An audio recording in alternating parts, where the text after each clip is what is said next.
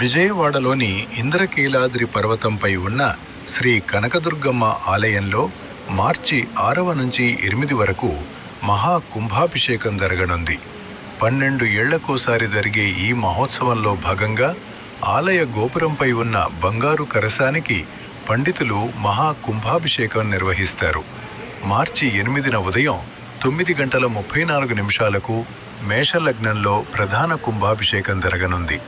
ఈ సందర్భంగా భక్తులకు ప్రత్యేక దర్శనం, ఆన్లైన్ సేవలు ఏర్పాటు చేస్తున్నారు. 1. మహాకుంభాభిషేకంలో భాగంగా మార్చి 6న గణపతి పూజ, అంకురార్పణ, అష్టోత్తర కలశ స్థాపన, మూలమంత్ర హవనాలు వంటి విశిష్ట కార్యక్రమాలు నిర్వహించనున్నారు.